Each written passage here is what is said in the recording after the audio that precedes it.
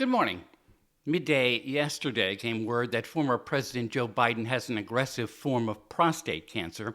It has reached some bone material, according to a family statement. While much of the country is wishing him well, even President Trump did. For the man he blames for every bit of bad news during his second term, Mr. Trump put out a statement that he and the First Lady are saddened to hear of the diagnosis, wishing, quote, Joe a fast and successful recovery. Recently, a lot of Democrats have been bad-mouthing Joe Biden for staying in the 2024 race so long, believing he had the stamina and mental acuity for another 4 years. They also blame a lot of the people in the Biden White House. April 2nd was Liberation Day, the day President Trump said reciprocal tariff rates and then some would be put on all U.S. trading partners. But since then, the White House has been saying that other nations can't get through the door fast enough to negotiate new trade deals. Great Britain did, and the president just lowered the 145% tariff rate on Chinese imports to a still high 30% out of sheer worries for American consumers. But what about all those other nations? On Friday, the president stated that each one would be getting a letter about what tariff rates they'll see on exports to the U.S.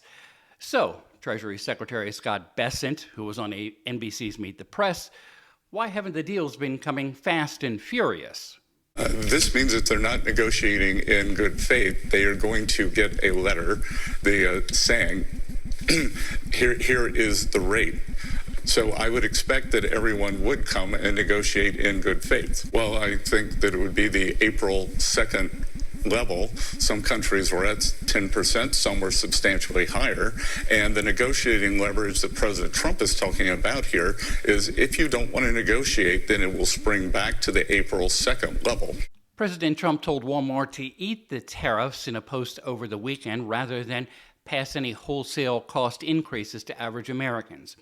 Amid the tariff uncertainties and struggles by Republicans in the House to come up with the one big, beautiful bill for the Trump priorities that will somehow cut taxes, spend more on defense, and at the border while somehow having spending cuts to lower deficits, Moody's downgraded the U.S. creditworthiness by a notch, frustrated over the massive debt. In Rome, Vice President J.D. Vance and Secretary of State Marco Rubio met with Ukrainian President Volodymyr Zelensky after Pope Leo's inaugural Mass at the Vatican. The President Trump has led on that he'll speak with Russia's President Vladimir Putin today via a phone call to push him toward a ceasefire. Special envoy to several conflicts, just about anywhere, Steve Slotnick had a one-on-one with Vladimir Putin previously, and Slotnick was on ABC's This Week, telling them Trump's frustrations with Putin will have to be set aside. I believe that the president is going to have a successful call with Vladimir Putin. They know each other. The president is determined to get something done here, and hopefully, if he can't do it, then nobody can. So I leave it to the two leaders to have that call. Trump says he will also call Ukraine's Zelensky. Unclear whom he will call first. Early in his second term, he called Putin, but didn't bother calling Zelensky. With ear on the White House, I'm Bob Costantini.